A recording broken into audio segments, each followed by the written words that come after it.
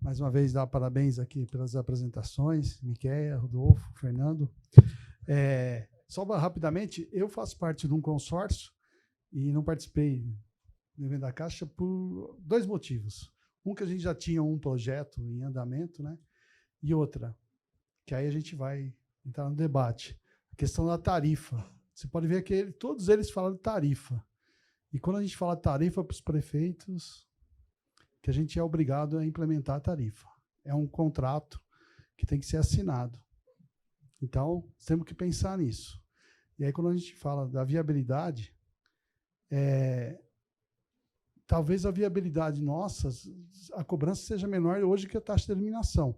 Que iluminação sempre foi sucesso. Todos os projetos feitos pela FINEP, feito pela Caixa, foi sucesso. Iluminação pública. Então, vai. Campinas é um exemplo, e caiu bastante os valores que se tinha inicial, que é vizinha nossa, que eu sou num consórcio da região metropolitana de Campinas, da qual Campinas não faz parte. Tá?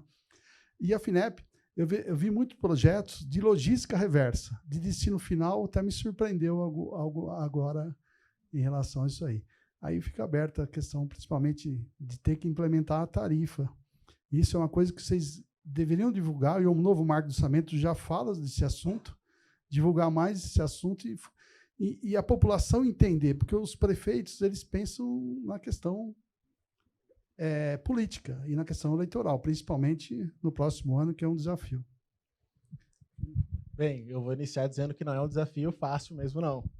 A gente, junto com as consultorias, com a PES, com a Vital, com outras consultorias que estão aqui presentes com a gente, é um desafio a gente poder estruturar esse tipo de projeto, que realmente um projeto de iluminação pública, como você falou, que já tem uma receita firme, é muito fácil da gente tocar, porque não precisa implementar nenhum tipo de contribuição a mais. Mas quando a gente mostra o valor que a gente está trazendo para dentro do projeto, a gente faz o paralelo, que é um projeto de saneamento básico, e a gente tem água, esgoto, e que não há mais nenhum tipo de ressalva à cobrança de tarifa, e mostrando o entendimento, todos os ganhos que a gente consegue trazer, inclusive a possibilidade, né, no nosso tema aqui é financiamento, a gente conseguiu um financiamento muito mais claro quando a gente tem um fluxo de caixa que se torna viável através da tarifa. Esse é o nosso desafio, de apresentar isso aos prefeitos, mostrar de forma técnica, de forma a mostrar todo o desenvolvimento que foi feito e que a viabilidade ela se torna um dos principais eixos é esse. E trazendo também para a área de valorização energética, quando a gente traz esse tipo de incentivo, a gente está podendo, né, trazer a venda de energia também num valor talvez menor para poder viabilizar esse tipo de tecnologia. Então, assim, a gente tenta contribuir com o poder concedente, também desonerando, porque a gente sabe que eles não têm nenhuma capacidade fiscal de bancar esse tipo de serviço, e, inclusive, algumas outras PPPs que foram estruturadas ao longo do tempo, como a gente sabe que o setor de resíduos também é um setor essencial, muitas empresas quebraram ou tiveram que bater lá na porta da Caixa, porque a gente tem alguns projetos que são financiados pela Caixa, porque a prefeitura deixou de pagar, mas ele não podia deixar de prestar o serviço de limpeza pública. Então, a gente entende que a questão tarifária, a gente dividindo a forma de cobrança, né, entre vários atores, entre toda a sociedade, não mantendo isso só no poder concedente, seria a forma mais viável da gente viabilizar o setor e conseguir aí a gente estruturar vários projetos. Não que eu não concordo com essa ideia, tá? Só uma colocação, tá? Não, com certeza. Inclusive, é um desafio para a gente os períodos eleitorais, né? A gente tem que fazer projetos aí de 2 em 2 anos, né? Começar os projetos o quanto antes, logo que acaba uma eleição, no comecinho aí do próximo ano, para a gente conseguir finalizar ele antes de passar, ter uma passagem aí do poder concedente, especialmente de um prefeito para o outro. Então, é realmente um desafio a gente voltar a alguns passos quando há essa alteração ou quando há uma troca de gestão. Então, a cada 6 meses antes da eleição já começa, e aí, como é que vai ser? A gente para o projeto, já só volta quando acaba a eleição. É um desafio que a Caixa tem conseguido por ter o conhecimento de como funciona as prefeituras, como funciona a população também, quais são ali o indicativo político, né, dos principais municípios, conseguir destravar esse desafio que é realmente emplacar uma tarifa de resíduos. Fazer um rápido complemento. Eu acho que tarifa é sempre o ponto crítico que trava qualquer projeto, por isso que é importante você ter uma análise de pré-viabilidade o quanto antes. Mas a gente sabe que além da estruturação, da modelagem econômica e financeira, existem outras dimensões que talvez igualmente importantes, né? Então, primeiro a dimensão estratégica, para você saber se aquele projeto sequer é necessário.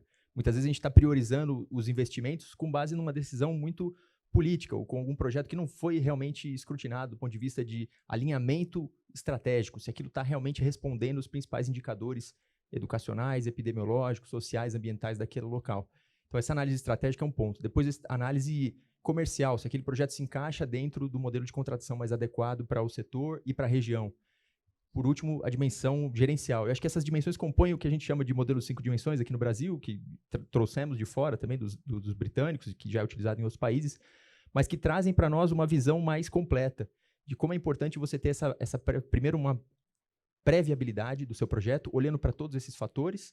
E, claro, a tarifa está ali no meio. A gente falou rapidinho aqui de viabilização de projetos utilizando somente recursos tarifários, mas a gente sabe que você tem recursos de receita acessória, para projetos que têm externalidades significativas, como é o caso de resíduos sólidos, é sempre uma alternativa pensar também em questão de subsídios, como a gente vê no caso de mobilidade urbana, habitação social, entre outros. Bom, não vou entrar nessa discussão de tarifa, mas eu vou falar não é a nossa praia, mas eu acho que está muito bem colocada a questão, que nem tudo se cobre por tarifa. Há uma questão de subsídios e uma mensuração dos impactos sociais, impactos na saúde, devem ser considerados, evidentemente, na viabilidade desses projetos, né? Então, como eu falei para você, eu vi algumas coisas da FINEP que era algumas logística reversa. De destino final, eu achei interessante. Algumas coisas que eu vi agora que... A gente tem feito bastante coisa nessa área. Num passado mais longínquo, poucas empresas foram apoiadas. No período mais recente, é um tema que começa a suscitar muito interesse pelo próprio aprimoramento da legislação, pela possibilidade, né, das empresas, vamos dizer, terem inclusive terem que atender de uma maneira mais adequada, né, às suas obrigações legais e a possibilidade, inclusive, de gerar alguma receita adicional em torno disso.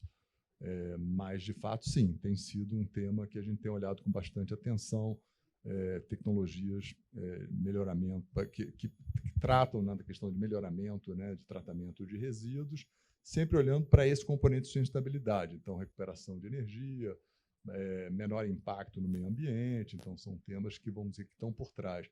Eu cito um exemplo que tivemos num passado muito longínquo, a Agência Nacional de Águas, nem sei se existe hoje, para municípios inseridos dentro de consórcio estabelecidos, né, havia uma espécie de um subsídio em função da DBO tratada, né, daquilo que ele conseguia reduzir de DBO. Ele tinha que definir um parâmetro técnico, quer dizer, qual seria o custo da DBO tratada, que, vamos dizer, que seria como referência, né, para aquele subsídio. Isso, em parte, veio de programas que nós desenvolvemos, até em parceria com a Caixa naquela ocasião, em que a gente definia qual seria a tecnologia ótima possível que poderia servir como referência para aquele programa. Então, alguns exemplos de coisas que fizemos no passado e que a gente tem procurado manter de alguma maneira ativa. Aí, tá certo? Eu fico feliz, porque o consórcio nosso tem 14 anos, e ele veio mais ou menos antes da política nacional, e agora estou vendo que realmente os governos têm pensado nas políticas regionais. Não só o federal, como o estadual, tem pensado muito nisso. De fato, a política federal falava, a política nacional, que os consórcios teriam privilégios, né? Alguns privilégios, né? E começa a ter, e se mostra que a viabilidade é o consórcio, né? Nós temos mais um tempinho aí, não sei se alguém quer fazer alguma pergunta. Vamos lá. Aqui, depois o Pedro. Bom, pode ser. Se apresente e fique à vontade. Boa tarde, meu nome é Elvio Gaspar. Eu queria explorar um pouquinho mais, Miquel, esse esforço da pergunta inicial para poder viabilizar os projetos. Você coordenou com êxito, né, porque houve a licitação, temos uma concessionária, ela é grande, que a EGE é capaz e tal, então aquilo vai dar certo. Mas você sofreu lá a dificuldade de 8, 9 municípios, eu não me lembro, que não tinha a capacidade de arrancar mais recursos da sua população, que já pagava COSIP, já pagava água, e que pagava o tratamento inadequado via outros impostos, fundo de participação dos municípios e tudo mais. Então, esse esforço foi muito grande. O que eu estou querendo ponderar é extrair de você se não há não passa um pouco na Caixa, que tem vários projetos, examinar o esforço, fazer um esforço junto à SPPI, talvez, para poder tentar organizar um caminho mais fácil para poder o subproduto do resíduo sólido tratado, que é energia, gás, ele encontre um mercado rapidamente que possa fazer parte da licitação, da sua licitação. Porque aí, na hora que você fizer a licitação, em vez de você cobrar R$300 por unidade, por economia, você vai cobrar 100, 80. Aí aqueles municípios que não cobram 35, 40, porque tem vários que cobram isso, entre aqueles que cobram. Aí você vai aumentar um pouco, não vai aumentar de 30 para 300. Esse aqui é um desafio. Eu queria um pouco te ouvir sobre isso.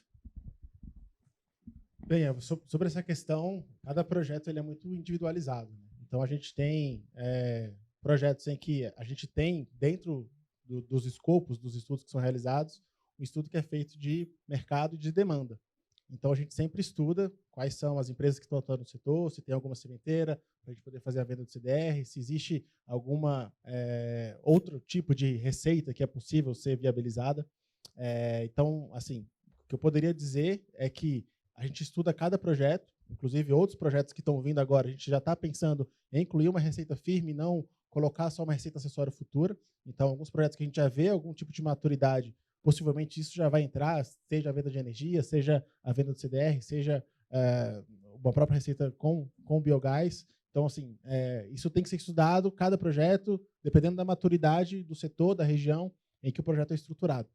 E relembrando, só que a gente, sempre que a gente coloca, né, para o poder concedente, os 3% eles são aquele número que a gente sempre segue, né, para a gente poder colocar a viabilidade ou não do projeto, talvez seja aí a referência mais objetiva que a gente tem de viabilidade, de cobrança de tarifa, né, considerando todo o serviço de saneamento básico como sendo a nossa referência, mas a gente sempre tenta extrapolar isso para que durante a licitação ou durante a execução do contrato isso diminua. Então, assim, a gente coloca para o vencedor da licitação a possibilidade de oferir receita acessória. Então, a venda de energia, ele contribuiria um pedaço de 5%, e a gente está sempre estudando esse valor a ser que vai ser, né, utilizado para a contribuição dessa diminuição da receita tarifária ao longo do contrato, para a gente permitir que o vencedor da licitação consiga implementar novas tecnologias e, ao mesmo tempo, a gente tenha uma diminuição da carga que é colocada sobre os munícipes. Então, eu diria que é um estudo muito caso a caso, a gente tenta levar com maior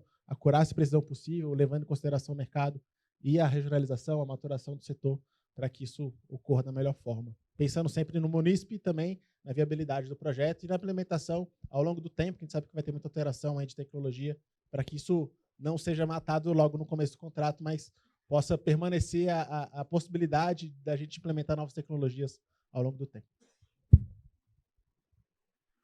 Olá, boa tarde. Sou o André, do governo do Distrito Federal, uma das secretarias responsáveis, né, de estruturação de projetos, né. Minha pergunta vai para o Fabrício, da Pesco. Rodolfo. Tudo bem? Rodolfo, desculpa.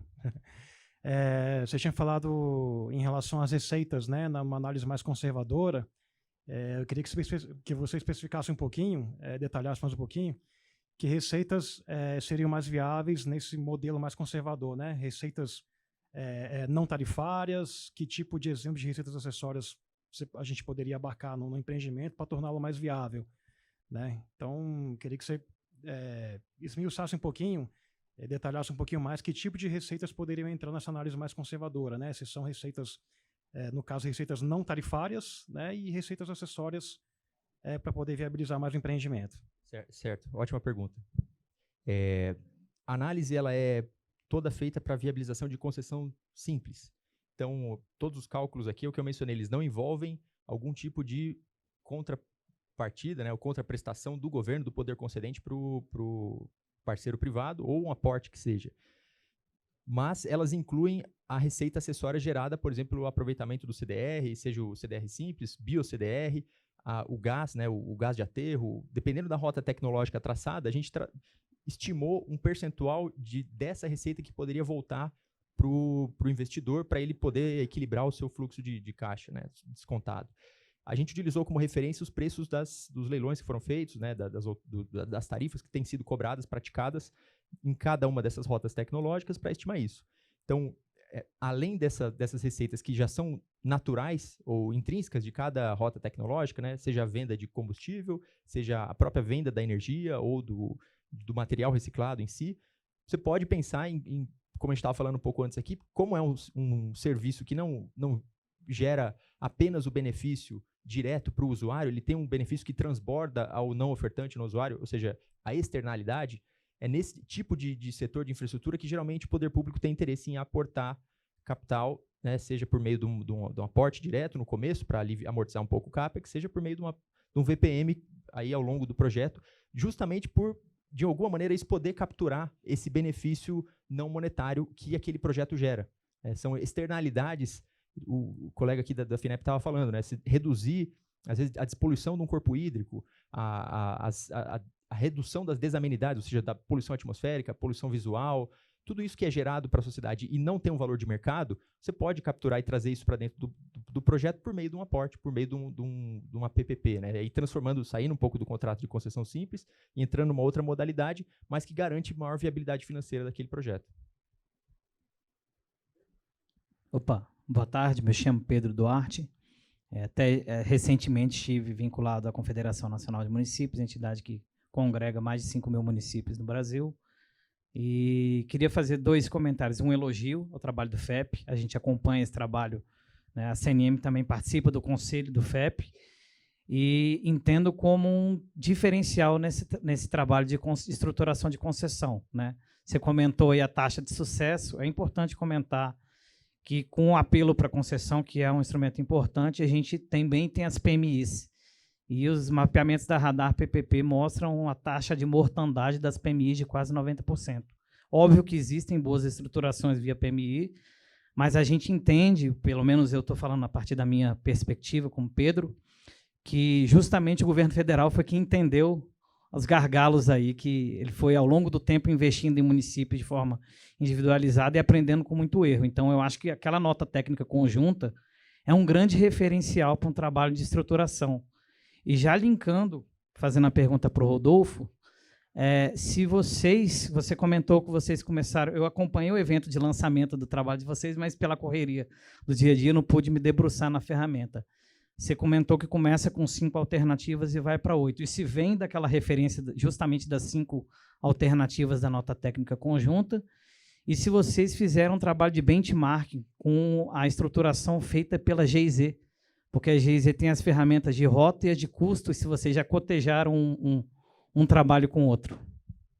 Sim, obrigado pela pergunta.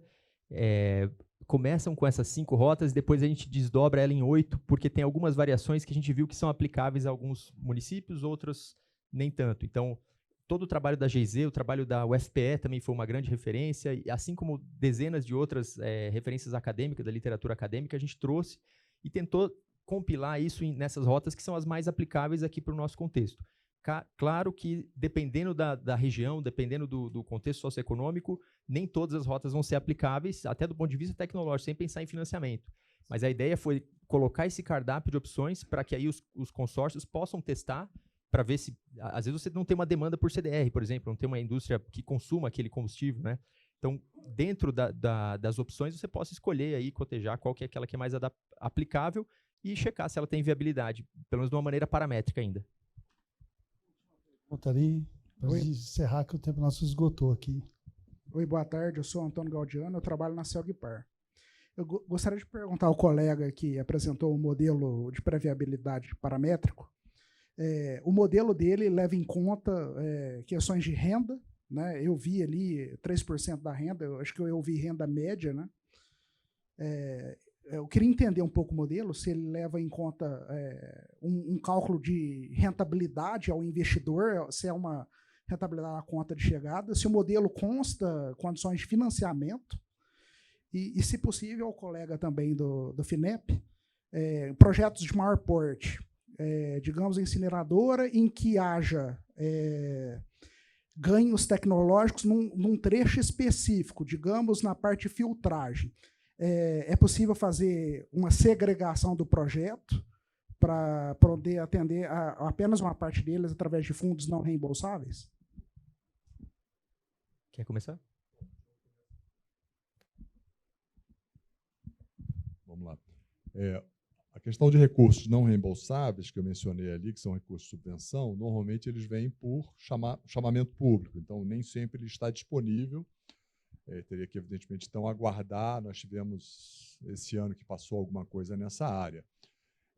Mas, sim, eu entendo que sim, desde que você consiga caracterizar, quer dizer, você tem dentro de um determinado processo industrial, você está fazendo dentro de um processo de tratamento de resíduos, você está fazendo um aprimoramento de uma tecnologia que contempla uma parte do processo. É financiável, isso é possível fazer, né? Aí você precisa apenas caracterizar bem isso dentro do projeto, porque nós não vamos entrar no financiamento do empreendimento na escala operacional plena.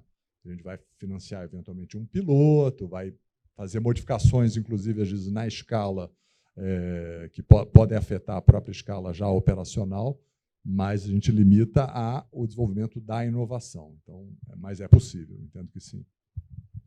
Sobre a pergunta em relação à composição do financiamento.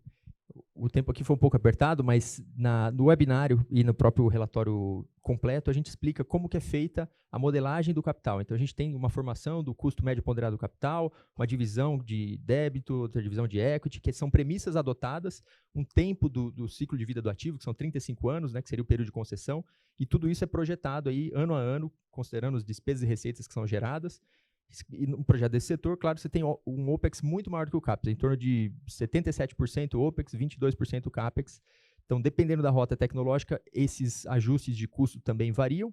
E aí, todos os indicadores de viabilidade financeira, que vão dar aí muito mais em função do retorno sobre o capital investido, né? Então, aparecem como um resultado lá. E, completando o começo da sua pergunta, a regra dos 3% é só uma primeira linha de corte que a gente usa como filtro para saber se aquilo teria uma mínima viabilidade, uma capacidade de pagamento, né? Mas, além disso, é importante, essa ferramenta não prescinde, né, não substitui uma análise mais detalhada, considerando os custos completos aí de engenharia. Então, agradeço Fernando, Miquel e Rodolfo pela participação aqui.